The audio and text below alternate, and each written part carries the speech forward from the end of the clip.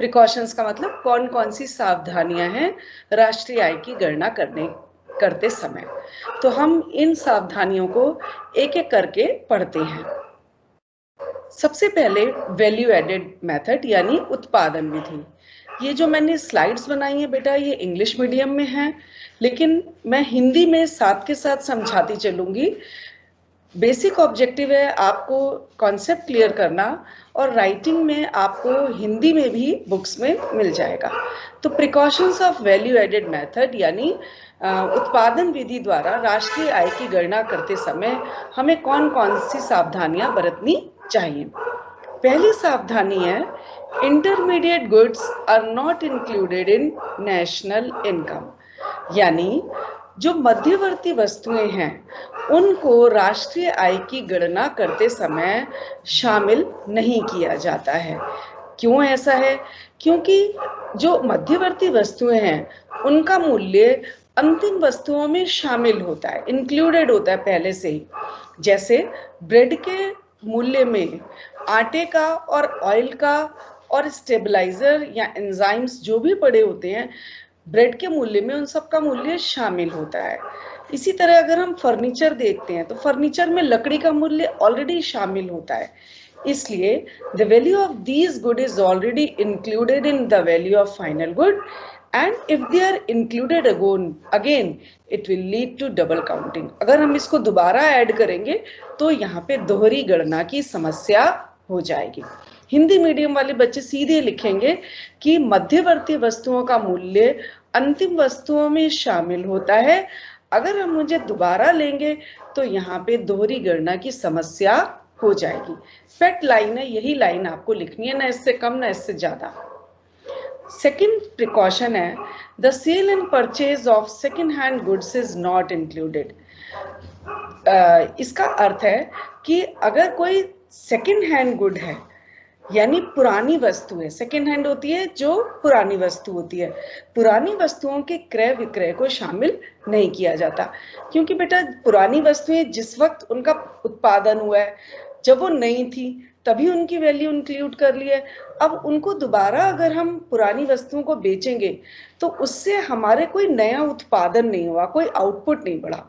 जैसे हमने 2018 में कोई गाड़ी खरीदी, तो जब गाड़ी खरीदी उसका प्रोडक्शन हुआ तो उस समय उसकी वैल्यू को हमने काउंट कर लिया। लेकिन अगर उसी पुरानी गाड़ी को हम 2020 में बेच रहे हैं तो उसको बेचने से जो हमें पैसा मिला वो राष्ट्रीय आय उससे नहीं बढ़ेगी। क्यों? क्योंकि कोई नया आउटपुट नहीं हुआ। तो सिंपल लैंग्वेज है, the value of these goods are included in the year when they are produced, they do not add to the current flow of goods and services.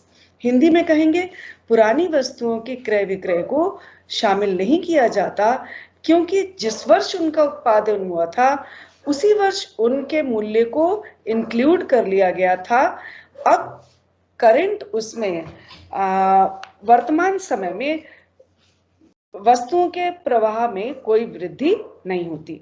Third है, production of services for self consumption is included, यानी स्व उपभोग के लिए is not included. अगर हम स्व उपभोग के लिए सेवाएं लेते हैं उनको मूल्य को राष्ट्रीय आय में शामिल नहीं किया जाता। स्व production of services for self consumption को हिंदी में कहेंगे स्व उपभोग के लिए सेवाएं। जैसे हाउसवाइफ जो घर में काम करती रहती हैं, जैसे आपकी मम्मी घर में खाना बनाती हैं, सारे घर का काम करती हैं, तो उन्होंने जो काम किया है उसकी वैल्यू को हम फाइंड आउट नहीं कर सकते, उसकी मेजर नहीं कर सकते। हम अपने घर में किचन गार्डन बना लेते हैं, उसमें थोड़ी बहुत सब्जियां हैं, वो हम मार्केट में नहीं आती। डॉक्टर ने अपने परिवार का खुद ही इलाज कर दिया। तो इन सब की ये सारी सर्विसेज हैं, ध्यान रखिएगा यहाँ सर्विसेज वर्ड यानी सेवाएं। गृहिणी ने जो सेवाएं अपने घर में दी, हमने किचन गार्डन में जो सब्जियां उगाई, या डॉक्टर ने अपने परिवार का इलाज कर दिया, या टीचर ने अपने बेटे को ट्यूशन कर पढ़ा दिया, खुद ही घर में पढ़ा दिया, ये सारी कि वैल्यू को, इन सर्विसेज की वैल्यू को हम मार्केट में को नेशनल इनकम में इंक्लूड नहीं करते। क्यों? सिंपल सी बात है, इनकी मार्केट वैल्यू नहीं पता लगा सकते। मम्मी ने सारा दिन घर में काम किया, आपको नहीं पता कि उनका कितना वैल्यू है।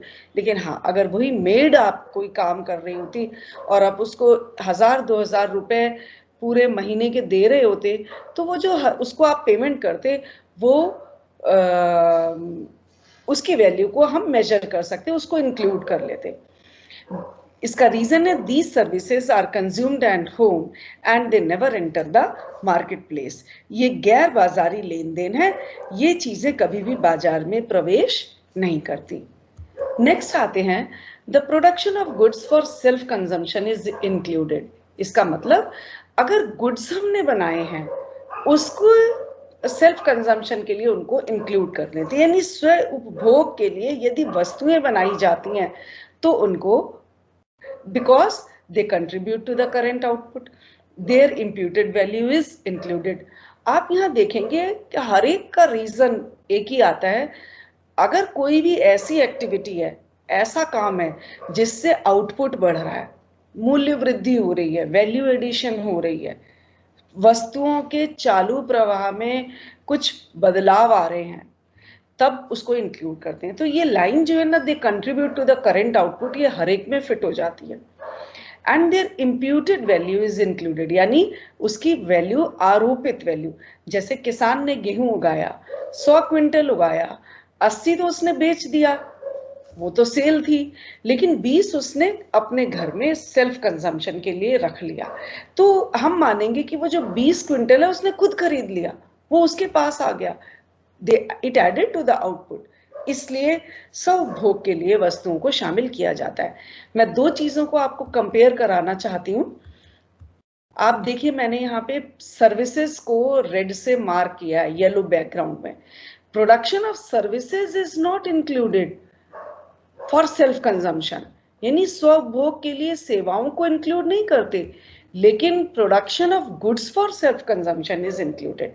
स्वउपभोग के लिए सेवाओं को नहीं शामिल करते, लेकिन स्वउपभोग के लिए वस्तुओं को शामिल करते हैं। ये आपको दोनों बातें ध्यान रखनी है। अब आते हैं next, imputed value of owner occupied house is included. Owner occupied यानी हम अपने मकान में खुद रह रहे हैं, सेल्फ एक्यूपाइड है। अब जब हम उस मकान में खुद रह रहे हैं, अगर हम उसमें खुद नहीं रह रहे थे तो हम उसको किराए में दे देते, तो उसका जो मार्केट वैल्यू है, मार्केट रेंट है, उसके आरोपित मूल्य को, एक्सपेक्टेड वैल्यू को हम इंक्लूड कर लेते हैं।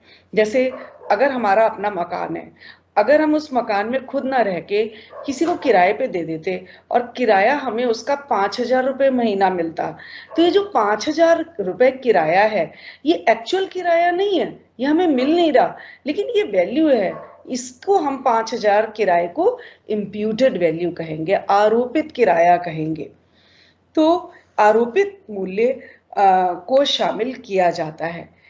तो यहाँ पे हिंदी में लिखा जाएगा स्वकाबिज, स्वकाबिज कब्जा, यानी जिसपे अपना कब्जा हो।